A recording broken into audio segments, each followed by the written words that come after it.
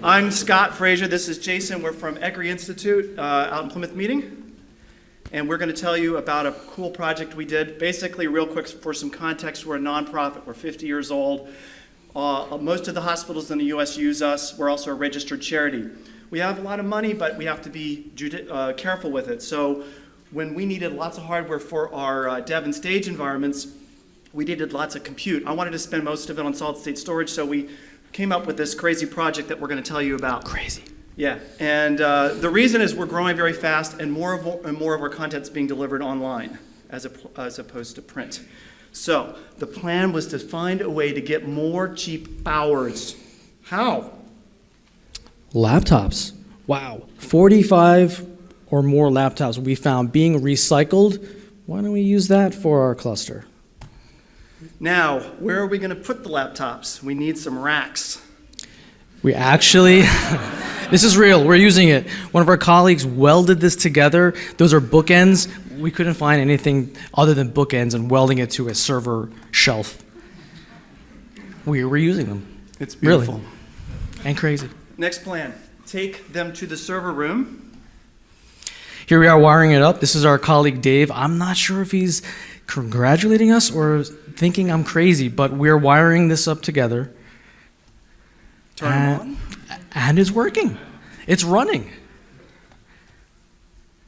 One interesting thing, pointing out, we removed the batteries. Power supplies on the second shelf because of cooling. They get hot. All right, Jason, tell me, so we work in healthcare, security is a big deal. We have a lot of very sensitive information, so tell me a little bit about some of the challenges related to security. So we have SSL, TLS everywhere. We require lots of crypto. It required us, one piece of software we had to write was a key encryption server. We had to fork a SUSE project and added LVM and LUX support to that. We will be releasing that on GitHub soon. But yeah, that was extremely difficult. And along the way, crazy, because every step here, Scott was saying, can we really do this? And I would say, yeah, I think we can. I think we can. What distro Linux did you use? Well, we're using CentOS, but Atomic OS to be Fedora Core OS. And it was the most stable. Now, I know a lot of people here are probably thinking, why don't you use Ubuntu or some other, upstream Fedora? Well, we found that CentOS was the most stable. And how did you make ease of deployment, like just dropping in new laptops as easy as possible? We tried to Pixie boot and Ansible bootstrap as much as we can. And then we showed you all how we did the racking. We basically built our own. And the power supplies we talked to you about.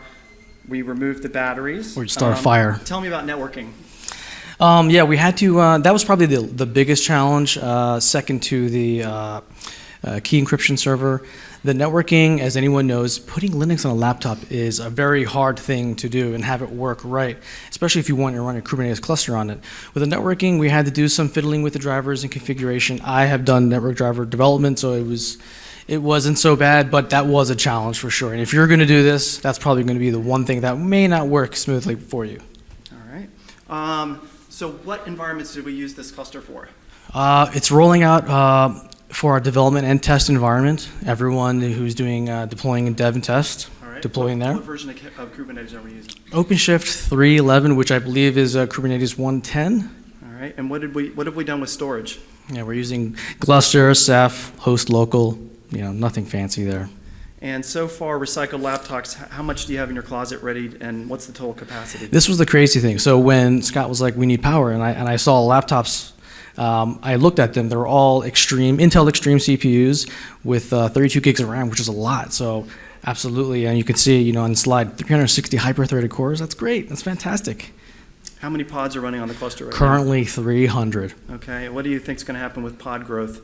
Double, maybe triple. Can you describe the workload mix that we've been running on the cluster so far? Currently running all of our CI jobs, deploying all of our applications, and pending data pipeline. How's the performance been? Faster than our virtualization production infrastructure.